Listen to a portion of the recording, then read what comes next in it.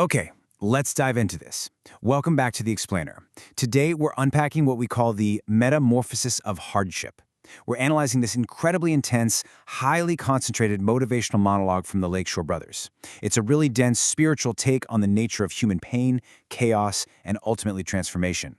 We're going to impartially map out exactly how this source presents a very specific sequence, moving all the way from a baseline state of comfort, through a painful breaking process, and finally arriving at ultimate purpose. It's a truly fascinating structural view of resilience, so let's jump right in. So the speaker kicks things off with just an unbelievably visceral statement. Listen to this. When God wants to make a man powerful, he don't crown him first, he breaks him first. I mean, that immediately grabs your attention, doesn't it? It establishes a very specific paradigm right out of the gate. The whole idea here is that power and capability, they aren't just handed out on a silver platter. Nope. Instead, they're forged through a very intentional process of destruction. So we're going to visually deconstruct this exact sequence today, looking step by step at how the source claims we get from being completely broken to being built back up. Which brings us to Phase 1, the deconstruction of comfort. Now, the methodology of this transformation unfolds in 3 distinct steps. Step 1 is the absolute stripping away of your comfort, your pride, and all your well-laid plans. The source argues that your ego and your perceived safety nets literally have to be systematically dismantled. Why?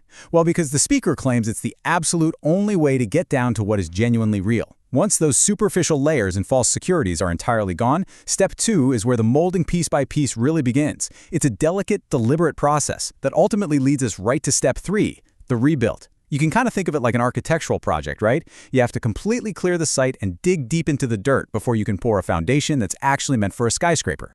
Moving into Phase 2, reframing the purpose of pain. And this brilliantly illustrates the core thesis of the monologue.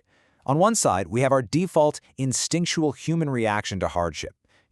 When bad things happen, our reflex is to view it as a punishment, a hostile force that has come to destroy you. But look at the contrast on the other side. The speaker prescribes a totally radical perspective shift here. Hardship is redefined not as a penalty, but as training. Its true intended purpose is to stretch what's weak inside of you.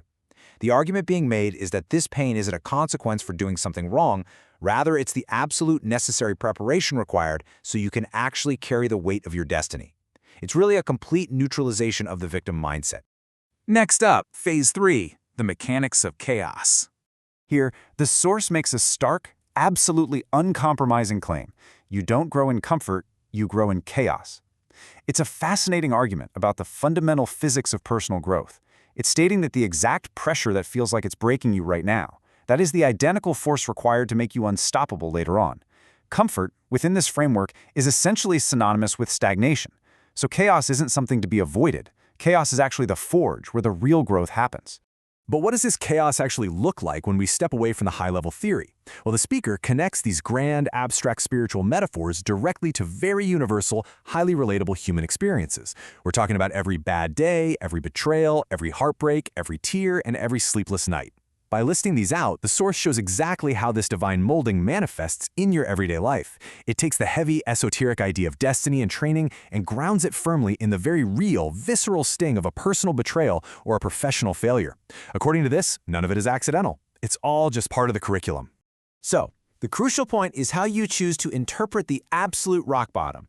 Here we have the definition of the rebuild. It's that pivotal, crushing moment when you are down on your knees, genuinely thinking the story is completely over. But the speaker demands that this moment of maximum despair be completely reframed. It's not the end, it's actually the exact beginning of your reconstruction. It is the precise moment the painful demolition phase finishes and the intentional building phase finally kicks in. Which brings us to the final stage, Phase 4, the crucible and purpose. The imagery here is incredibly vivid. Walk through the fire till your purpose starts glowing. The source freely acknowledges that the natural, entirely understandable urge when things hurt is to simply quit and walk away. But it contrasts that urge to flee with a strict demand for extreme perseverance. The underlying idea is that your ultimate purpose is hidden deep inside that fire, and you have to willingly stay in the heat long enough for it to be revealed. Every single trial and every tear we talked about previously is framed as living proof that God ain't done yet. The breaking is ongoing solely because the masterpiece isn't finished. Now, what's really interesting here is this distinct tonal shift at the very end of the source material. We see the number 100 after delivering this incredibly dense, ancient-sounding spiritual rhetoric about fires, crucibles, and carrying the weight of divine destiny, the monologue concludes with a distinctly modern, digital call to action. The speaker simply says, "If you agree with me, drop 100 in the comments." It's a fascinating and honestly somewhat abrupt juxtaposition, perfectly blending timeless existential themes of human suffering with contemporary internet engagement tactics. And that brings us to our final thought for this explainer. If pain is not a punishment, but a required training ground, how does this shift the way you view the current chaos in your own life? I want to challenge you to take this framework we've just mapped out and apply it to whatever trials you might be facing right now.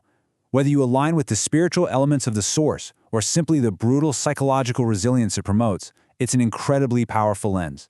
What if the absolute hardest thing you are dealing with right now isn't there to break you, but is perfectly designed to build you? Think on that. Thanks for joining me on this explainer, and we'll catch you next time.